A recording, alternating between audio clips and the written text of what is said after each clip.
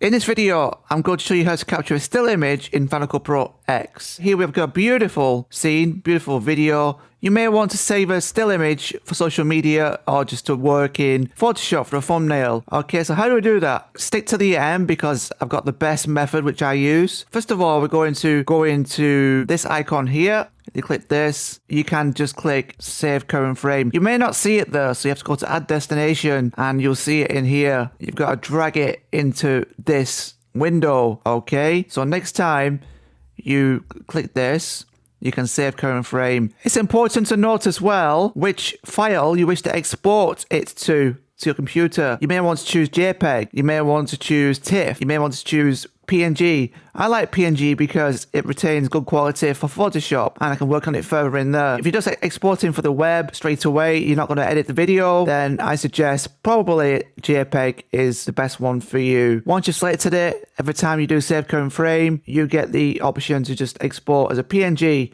by default. So if you selected JPEG, that will say JPEG. You can change it here as well if you like, so you can change it every time. But by default, I've got it as PNG. You may want JPEG.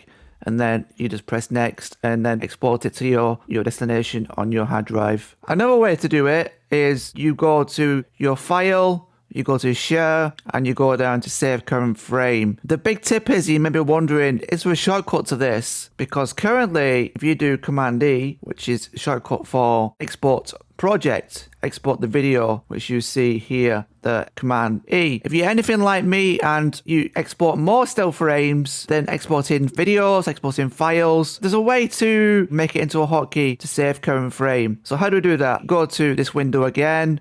We go to add destination and simply we click here, save current frame. If you don't see it there, don't forget, you drag it from in here and in here. Okay, you click save current frame, you right click and make default. So that's made default, you close that. Now you see in this window as well, you've got the shortcut and save current frame. So every time you want to save current frame, you press Command E and save current frame. I just find it much easier to export a still frame on the fly without having to go through the menus. Thanks for listening, I hope that helps you, and peace.